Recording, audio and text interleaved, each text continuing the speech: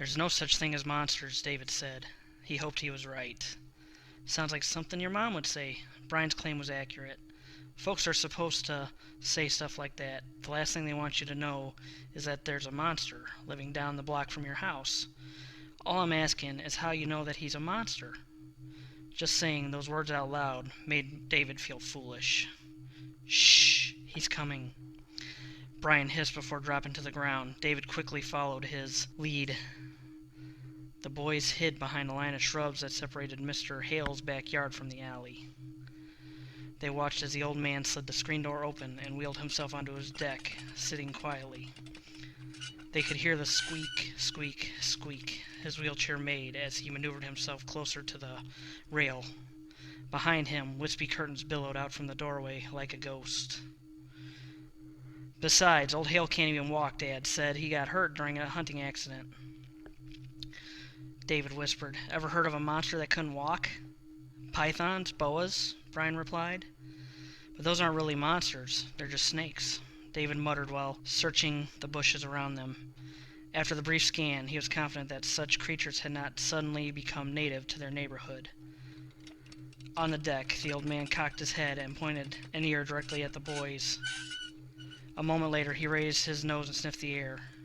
"David McCabe, you and your friend get up here this instant." "You always get caught," Brian chuckled. David watched as his still unidentified friend scrambled away on his hands and knees. As soon as Brian was hidden behind the old man's garage, he stood up and booked for home. "Don't even try to get away," Mr. Hale continued. "No matter how fast you run, my phone call will make it to your house before you do. Now stand up." Not wanting to get into deeper trouble, the young boy stood up, feeling completely defeated and abandoned by his friend. His head swooned. When the old man waved him into the deck, it took every bit of courage to put his rubbery legs into motion. "Go on through into the kitchen," The old man barked. Working on instinct, the boy wiped his feet on a doormat that wasn't there. Passing through the spectral curtains, he did as he was ordered. The sound of Mr. Hale's squeak, squeak, squeak followed him. "Sit at that end." David could not help but wonder if the old man was still yelling or if his ears were just hearing him more loudly. Although the floor plan was the same as in his home, the kitchen seemed smaller. Sliding in behind the worn Formica table, David understood why. The table was huge and had been set the long way from the wall. He figured it was placed that way so that Mr. Hale could fit his wheelchair between it and the sink. The realization that he was now boxed in didn't occur to him until much later. As soon as the squeaking stopped, Mr. Hale spoke. "To what do I owe the pleasure of you boys spying on me?" "Bry?" David clapped his hand over his mouth. "I mean, someone told me that you were—" "That I was what?" "A monster, sir." David lowered his face but kept his eyes on the man. Mr. Hale smiled with his incredibly white teeth. David would have thought them to be false, like his grandfather's, but they were too uneven not to be real. "Exactly what kind of monster am I supposed to be?" They didn't say." "They." "I see." The old man closed the distance between them absently. He adjusted the blanket that covered his paralyzed legs. "Did anyone ever tell you why I'm stuck in this chair?"